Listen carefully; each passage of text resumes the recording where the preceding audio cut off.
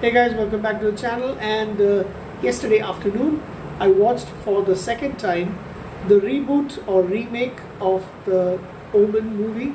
And this one is the reboot, came out in 2006, right? The original came out in 1976. And it's the same thought that I had after watching it for the first time. The first time I watched it was probably around 2009, 2010. And then I rewatched it yesterday. It's the same thought that I had after watching it. The 1976 movie is a classic. It's one of the best horror movies that I've ever seen, and it is a wonderful movie. Why would you do the same thing? It's basically the same script. It's almost the same dialogues. And scene by scene, a lot of things are very, very, very similar. You're not going to beat the original. So what was the whole purpose? It just feels like something lazy. They wanted to make a quick buck, and they did.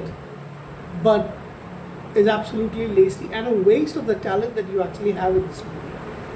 And that's my thoughts about this film. I mean, why the heck did they actually do it? It wasn't worth it. It isn't an improvement on the original film. So why bother?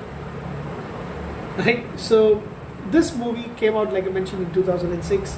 It is a remake of the 2006, of the 1976 supernatural horror film, The Omen, which was the first in the movie franchise.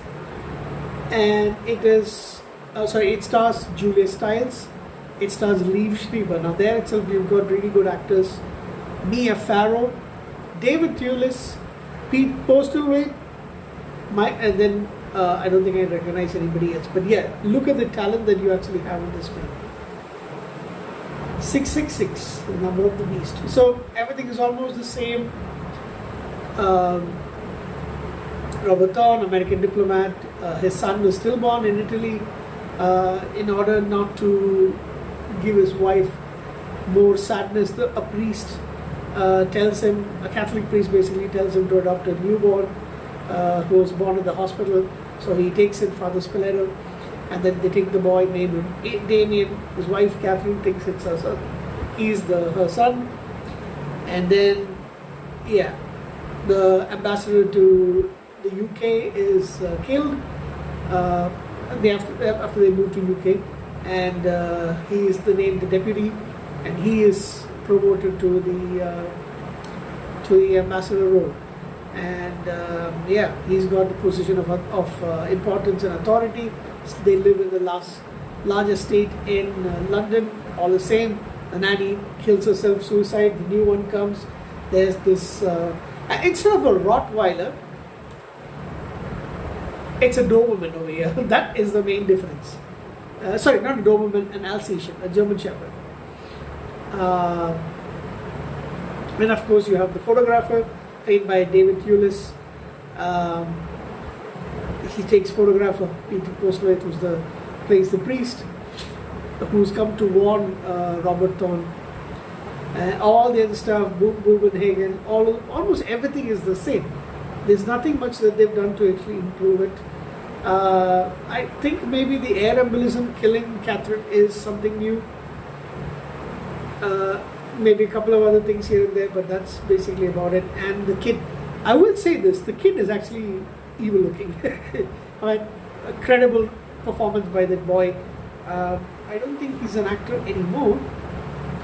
Damien was played by Seamus Davy Fitzpatrick, who was an American. Yeah, he was a former child actor, so he is doing something else. Yeah, once you play the son of the devil, there's no going back. Okay, now I've got to say this. Liev Schreiber is actually a very good actor.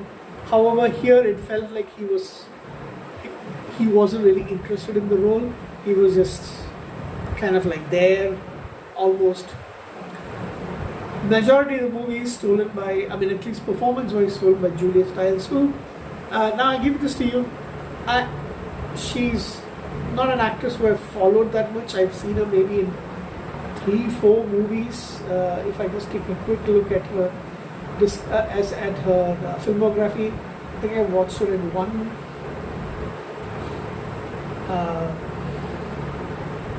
2, 3, 4, 5, 6 films. It's kind of it. And most of them are before 2010, I guess. I must say that even though I've never really found her to be, she's a good actress, a competent actress, don't get me wrong.